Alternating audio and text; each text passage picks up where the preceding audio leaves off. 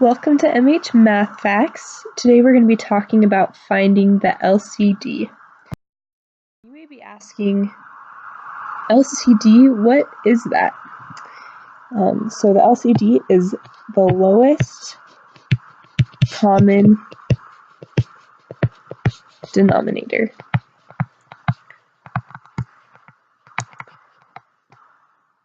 LCDs come in really handy when we're trying to add fractions or subtract fractions. For example, if I have 1/2 plus 1/4, it's kind of hard to add those because the denominators are not the same.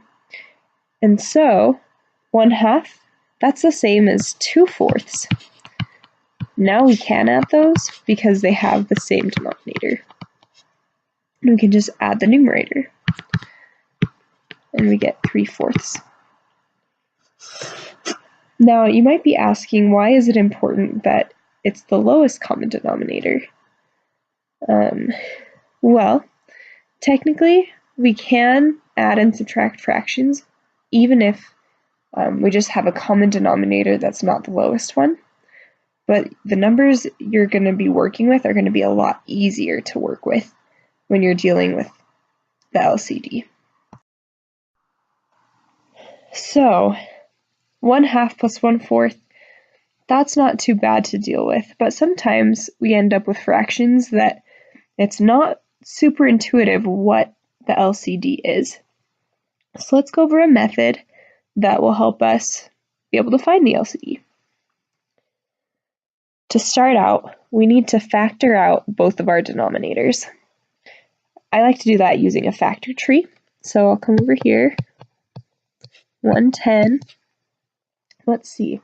So that would be 11 times 10. 11's a prime, so we can leave that one alone.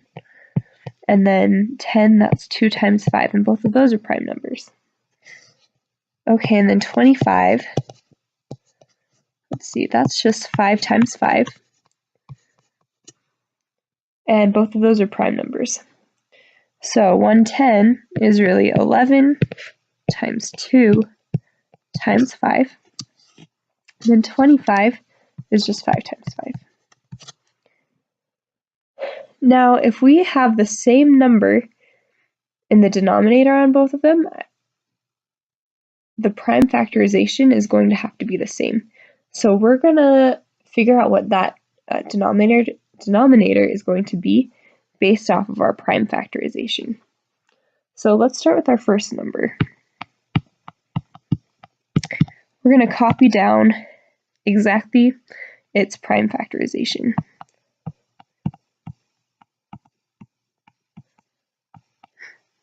And then we'll go to our second number. So we have 25, which is 5 times 5. So we're going to look through this LCD, or the prime factorization of our other number, and see what pieces match. Both of them have a 5, so we have a 5 here and a 5 here. But this one doesn't have another 5, so we're going to add another 5.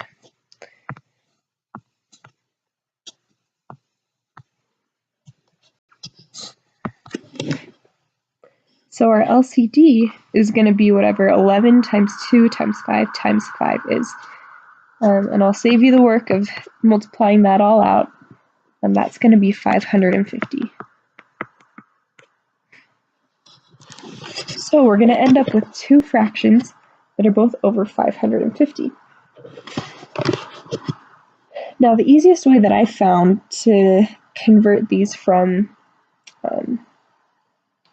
the form that they're in into their form with the LCD is I like to write them out with their prime factorization.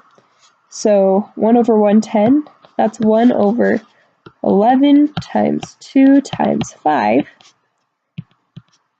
And then 2 over 25, that's 2 over 5 times 5. Now we just look at this LCD that we came up with, and we look at the prime factorizations over here and say, okay, what's missing? So we have 11, we have 2, we have 5, but we're missing a 5 on this one. So we're going to multiply both the numerator and the denominator by what's missing, so by 5. On our next fraction, so on 2 over 5 times 5, we're missing an 11 and a 2. So we're going to multiply it by 11 times 2 on both the numerator and the denominator. That's really important because if we don't do the same thing in the top and the bottom, we're changing the number. It's not equal to the same thing if we don't do it to both. So now we can multiply it all out. We already know that the denominators are going to be equal to 550. We figured that out before.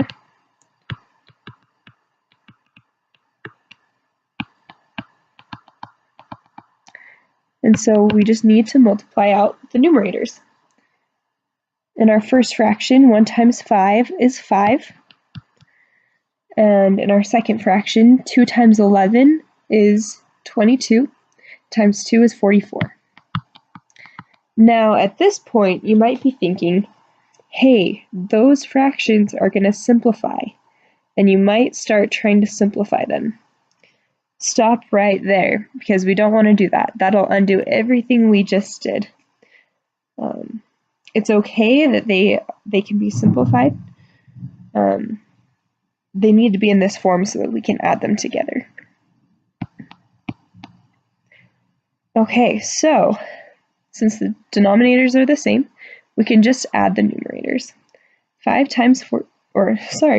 plus 44 is 49, so we end up with 49 over 550, and that's our answer.